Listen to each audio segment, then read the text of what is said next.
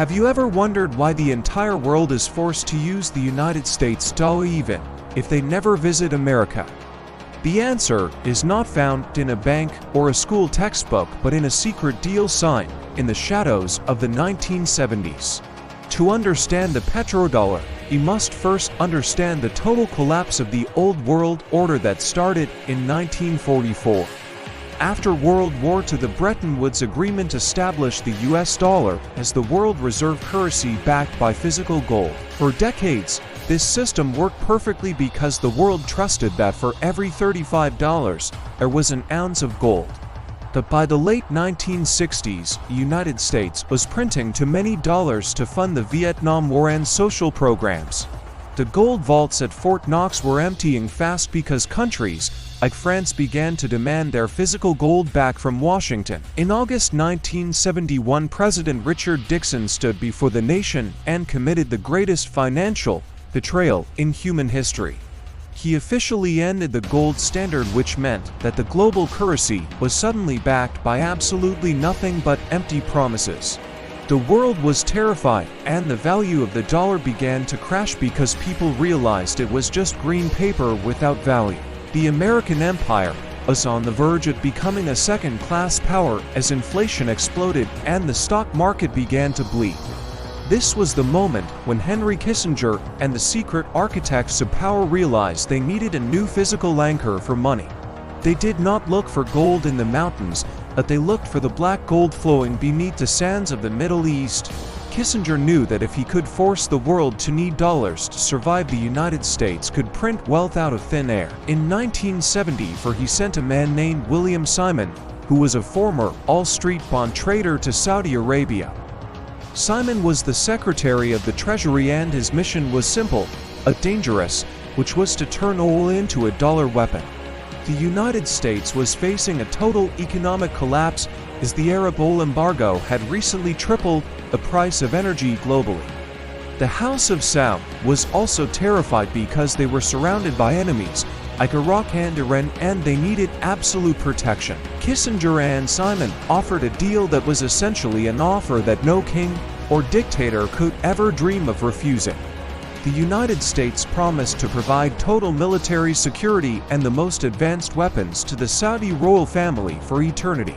They also promised to keep the House of Saud in power against any internal revolution or external invasion from their regional rivals. In exchange for this absolute protection, Saudi Arabia agreed to a specific technical mechanism that would enslave the entire global economy. First, they agreed to price every single drop of their massive oil reserves exclusively in United States dollars for every single beer. This meant that if Japan or Germany or China wanted to buy energy to power their factories, they first had to buy dollars. The world was no longer trading in gold, but they were now trading in a currency backed by the necessity of industrial survival.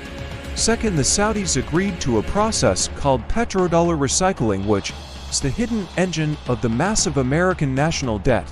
They agreed to take their billions of dollars of oil profits and invest them back into United States Treasury bonds and American banks. This created a perfect closed loop, where the money used to buy oil returned to the US government as a massive low-interest loan. I want to hit the pause button right here because I need to ask you a critical question about the value of your money. Do you believe that a currency should be backed by physical gold, or is it enough for it to be backed by military power? We are moving toward a digital future, but the logic of the petrodollar still the foundation of the world you live in. Go to the comment section right now and type the word GOLD if you think we should return to a physical standard. Or type the word power if you believe that military force is the only thing that truly gives value to a currency. But I also have a mission for you, because the financial system relies on the fact that most people do not understand it. It is your responsibility to break this cycle of ignorance, so share this video right now on your private WhatsApp groups or Twitter. Send this link to your friends who are worried about inflation and show them how the game is actually rigged from the top. By 1975, every other nation in OPEC was forced to follow the Saudi lead and accept only dollars for their oil. This effectively turned the United States Federal Reserve into the central bank of the entire world with no accountability to other nations. America could now print unlimited amounts of dollars to buy real goods and services from other countries, while those countries held paper. If the US printed too much money, they simply exported the inflation to the rest of the world because everyone needed those dollars.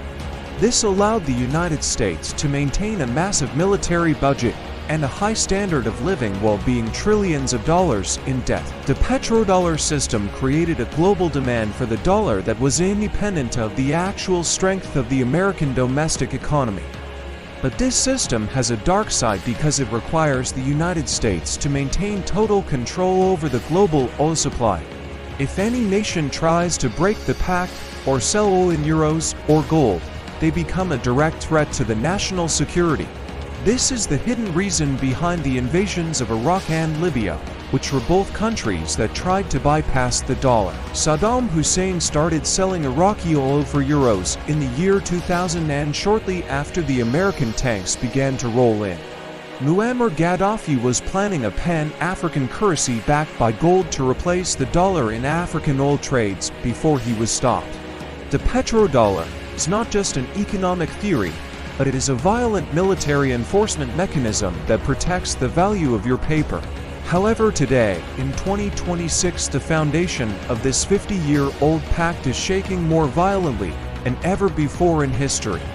China has created the Petro-Yuan and has successfully convinced many nations to trade energy in their own local currencies instead of dollars.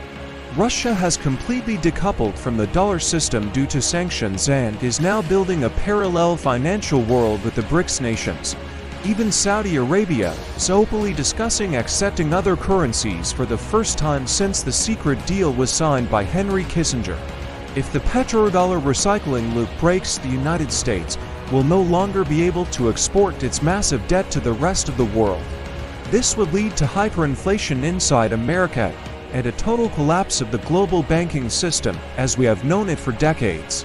The invasion of Venezuela that we analyzed earlier is a desperate attempt to secure the last massive oil reserves for the dollar system. We are entering a new era of the Great Reset, where the old paper empire is fighting for its life against the digital gold. In our next video, we will analyze the pipeline wars and show you how the map of the Middle East was drawn by oil. You will see how blood is spilled not for religion or borders, but to ensure that the black liquid keeps flowing in dollars. Subscribe now and hit the bell because the next chapter will reveal why the wars of the future are already being planned. See you in the next analysis, where we follow the pipes to the heart of the global power structure and the hidden logic.